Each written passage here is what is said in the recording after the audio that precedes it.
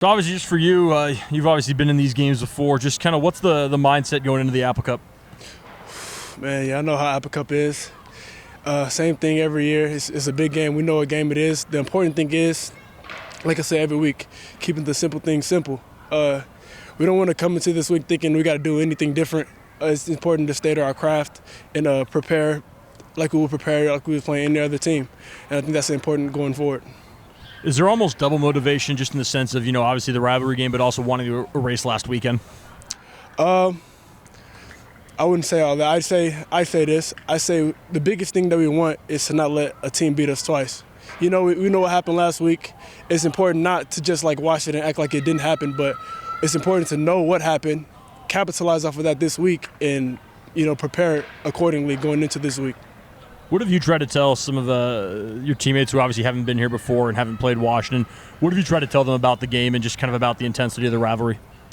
Like Coach said, this rivalry has been going on for 100+ years, so it's a big thing in Washington. And most of the guys, wherever they came from, they know what a rivalry game is. So they kind of flow, they mold into understanding what this game means to us. So.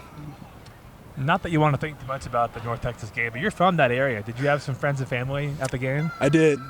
Even though the game didn't go the way that we wanted, it was always good to see my family and friends. Don't get to see them often, so yeah. Yeah, that's cool. Yeah, with this Apple Cup coming up, we talk every year about just kind of educating newer players on the importance of the game.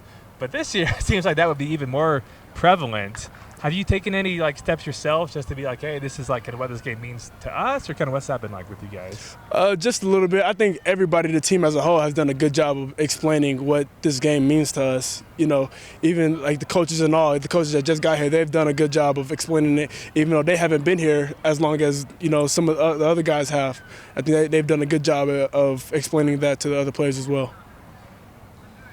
Can you put into words how much you feed off the crowd and how much it helps to have a full stadium, Martin Stadium?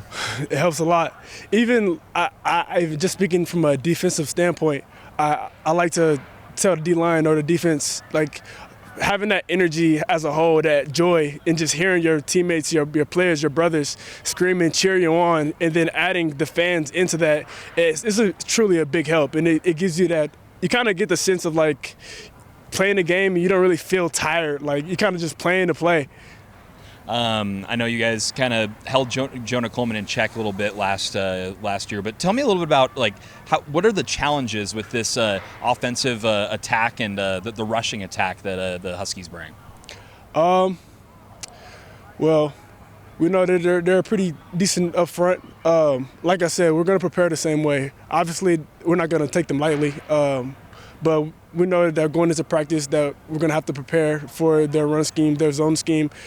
We'll be ready for it. Is there anything about your personal preparation that you've gauged from the past few weeks that you're wanting to change or alter, or what's kind of your preparation process this week? I'd say not too much different. Like I said, I want to keep the same thing. Don't want to go out there and feel like I have to do anything different. The only thing I will say is doing what I know, but better. It's always improving, but not thinking in the sense that I have to do something different, but instead doing the things better that I'm already doing.